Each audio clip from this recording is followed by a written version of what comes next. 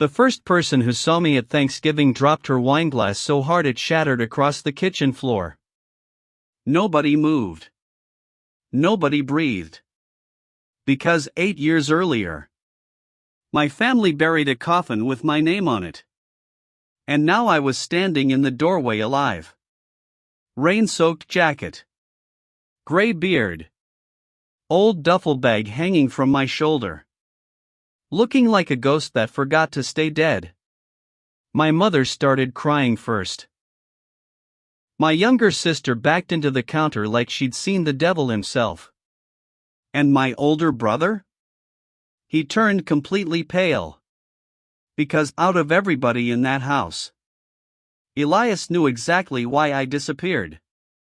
And trust me, the truth behind those missing 8 years destroyed my family far worse than my death ever did. You know what's strange about being declared dead?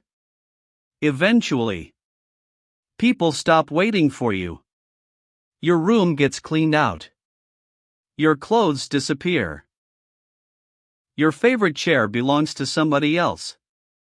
Life quietly moves forward without asking permission. And when you finally come back, you realize you're not returning home.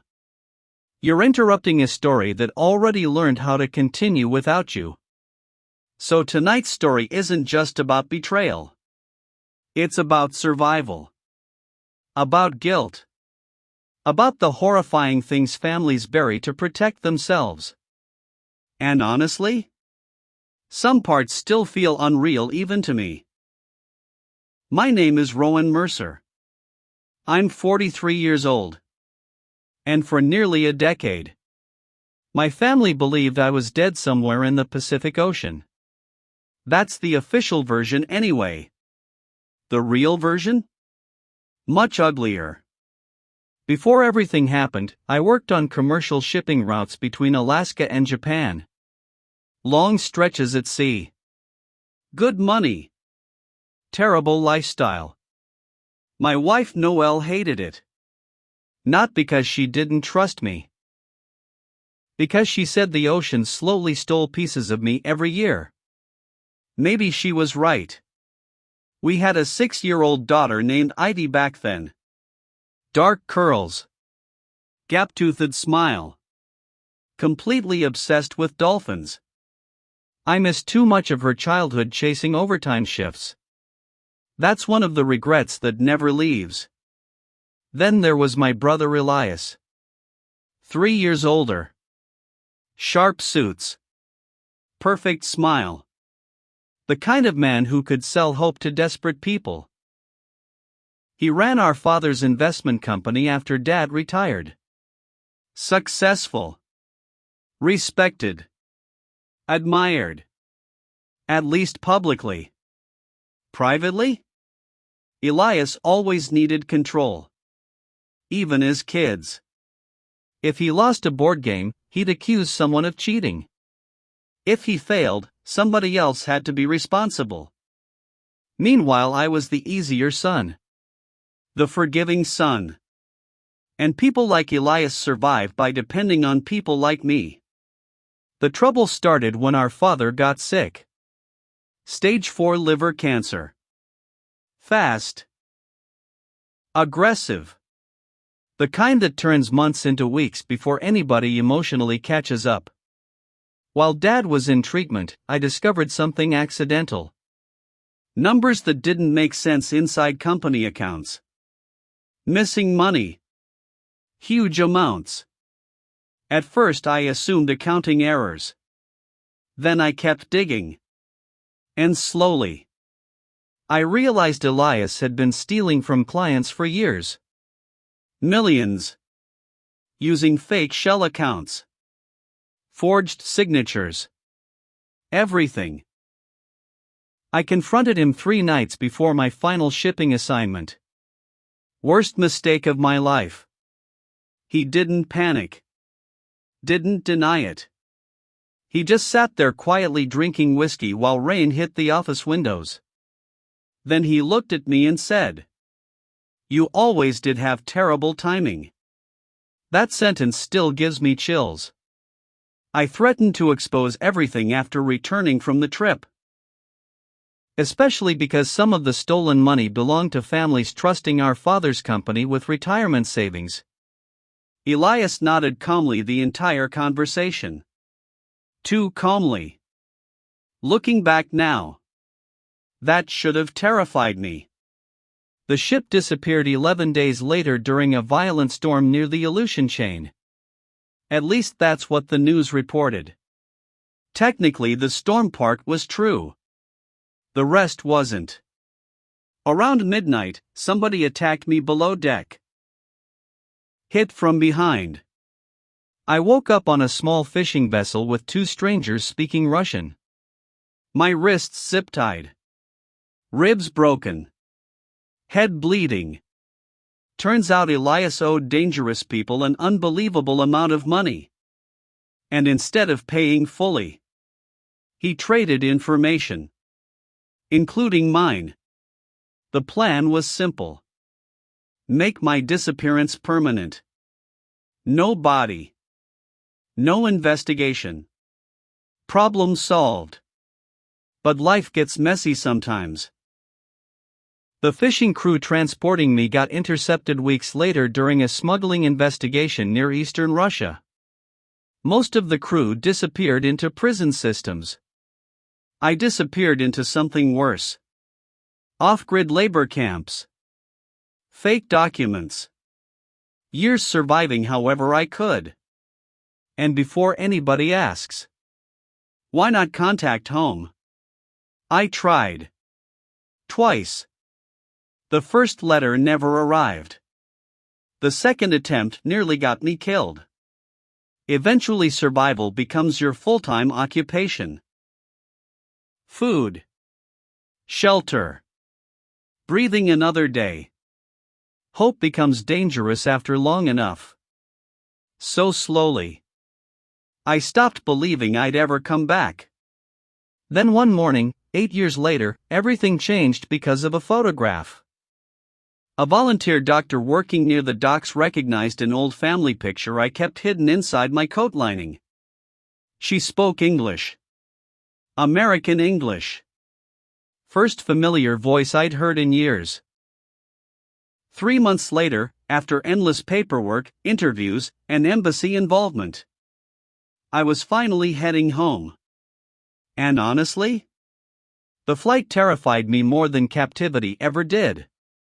Because I kept wondering, who had moved on? Who stopped loving me? Was Noelle remarried? Did Ivy even remember me? What happens when somebody returns after becoming a ghost? Thanksgiving answered all those questions brutally fast. I didn't warn anyone. Didn't call. Part of me needed to see their faces before they prepared themselves emotionally. The Mercer family Thanksgiving dinner happened every year at my mother's house without fail. Same giant turkey. Same terrible jazz playlist. Same arguments about politics. When I pulled into the driveway, every light in the house glowed warm against the cold November rain. Normal. That's what hurt most. The world kept spinning perfectly fine without me. I walked to the front door slowly. And then I knocked. My niece opened it first. Teenager now. Didn't recognize me at all. Then my mother looked up from the kitchen. And the wineglass slipped from her hand instantly. Crash. Silence. Pure silence. My mother whispered my name like a prayer. Then she collapsed into tears. Everybody started talking at once after that. Shouting. Crying. Questions everywhere. Except Elias. He didn't move. Didn't speak. He just stared at me like the dead had arrived carrying unfinished business. Because that's exactly what happened. The emotional reunion itself felt almost unreal. Mom touching my face repeatedly like she expected me to vanish. My sister Claire sobbing uncontrollably. Even my father looked emotionally broken. Older. Fragile. But the hardest moment? Seeing Ivy. 6 years old the last time I held her. 14 now. Tall. Nervous. Standing near the staircase unsure whether to hug me or fear me. I walked toward her carefully. Then quietly said, "You still like dolphins?" And immediately she burst into tears. That's when I broke too. Not during captivity. Not during violence. Then. Because time suddenly became real. 8 birthdays. 8 Christmases. Gone. Stolen. Later that night, after the chaos settled slightly, Elias cornered me alone near the garage. Snow had started falling lightly outside. Perfect dramatic setting. He looked terrified. Actually terrified. "You shouldn't be here," he whispered. Interesting choice of words. Not. "I'm glad you survived." Not. "I missed you." Just fear. I stepped closer. "You tried to erase me." He immediately denied it. Of course he did. But panic leaked through every sentence. And that's when I realized something horrifying. Elias never expected me to come back. Not once. Which meant he'd been living peacefully for 8 years believing his secret died with me. Until now. Over the next 2 days, I uncovered everything. After my disappearance, Elias quietly took complete control of the company. Sold assets. Buried financial evidence. Manipulated my grieving parents emotionally. And the cruelest part? He comforted my wife while pretending to mourn me. That detail nearly made me violent. Not because Noelle betrayed me. She didn't. But because predators love inserting themselves into grief they created. Classic manipulation. Then came the final twist. The one that destroyed whatever remained of our family permanently. My father already knew. Not everything. But enough. A month before my disappearance, he discovered Elias was stealing money. And instead of turning him in, he tried protecting the family reputation quietly. That silence created everything afterward. That realization crushed me harder than betrayal itself. Because families rarely collapse from one terrible person alone. Usually they collapse because everybody else keeps protecting the lie. 3 nights after Thanksgiving, federal investigators arrested Elias outside his office building. Turns out financial crimes don't stay buried forever once somebody starts talking. And after 8 years trapped in silence, I had a lot to say. News stations covered the arrest for weeks. People acted shocked. I wasn't. Men like Elias survive because charm hides rot beautifully. You'd think revenge would feel satisfying after something like that. Truthfully, it mostly felt exhausting.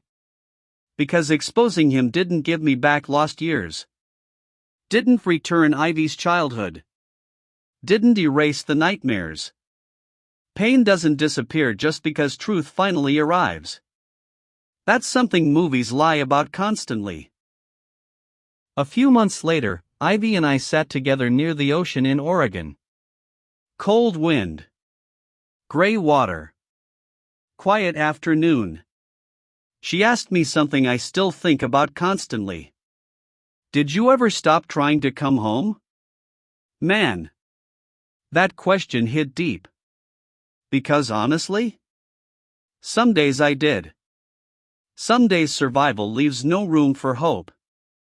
I looked at her carefully before answering. I stopped believing home still existed. She nodded slowly. then took my hand. And somehow that small gesture healed something words never could. These days life feels strange but peaceful. I still struggle sleeping sometimes. Crowded rooms make me nervous. Storm sounds wake me up instantly. But I'm here. Alive. And after enough years believing you'd die forgotten somewhere far away. That becomes enough. So if you're listening right now, let me ask you something. If someone betrayed your entire family to protect themselves, could you ever forgive them? Honestly? I still don't know my own answer. And if stories like this keep you hooked, the emotional ones, the messy human ones, the kinds where nobody escapes unchanged, stick around. Because sometimes the scariest thing isn't dying. Sometimes it's coming back.